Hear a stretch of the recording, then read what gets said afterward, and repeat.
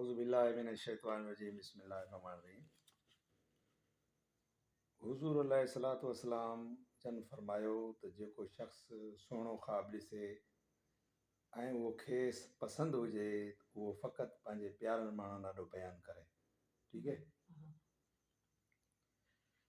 ऐं नापसंदि ॻाल्हि ख़्वाब में ॾिसे त उनजे शर ऐं शैतान जे शर खां अलाह ताला जी पनाह घुरे ऐं 3 भेरा थुक उछले ऐं कंहिंसां बि अहवाल कंहिंसां बि उनजो ज़िक्र न करे पोइ इनशा अल्लाह ताला उनजो नुक़सानु न थींदो। ऐं पिणु हुज़ूर नबी करीम सल्लल्लाहु अलैहि वसल्लम फरमायो त सुते को ख़राबु ख़्वाबु ॾिसे त जल्दी खाॿे तरफ़ 3 भेरा थुक उछले ऐं अल्लाह ताला खां पनाह घुरे शैतान मरदूद खां, अल्लाह ताला जी पनाह घुरे शैतान मरदूद खां ऐं पासो बदिलाए सुम्हे। पाण फरमायूं त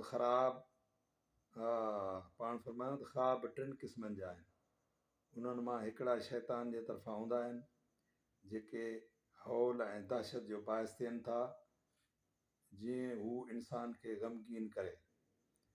कुझु उहे हूंदा आहिनि जेके इंसान जेको ॾींहं जो पहो पचाए थो ऐं उन्हनि खे राति जो ख़्वाब में ॾिसे थो। ऐं कुझु उहे ख़्वाब हूंदा आहिनि जेके नबूअत जे 40 जुज़नि मां थियनि था।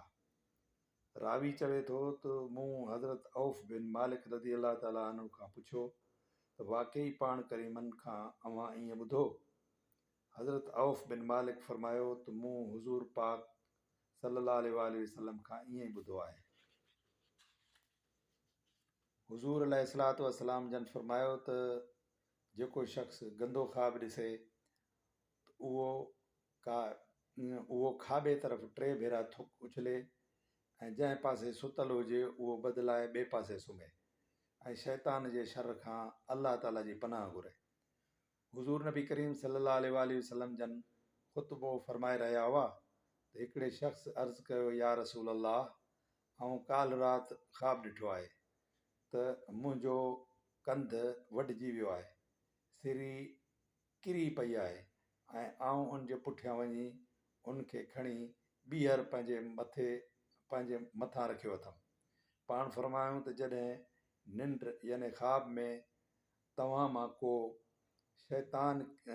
मां कंहिंसां शैतान खेॾे त उनजो ज़िक्र कंहिंसां न करियो।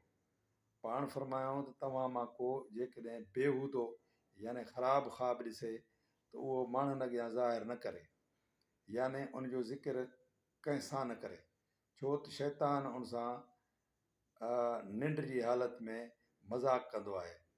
हुज़ूर नबी करीम सल्लल्लाहु अलैहि वसल्लम जन फरमायो त ख़्वाबु पखी जे पेरनि ते हूंदो आहे जेसि ताईं उनजो ताबीर न कयो वञे।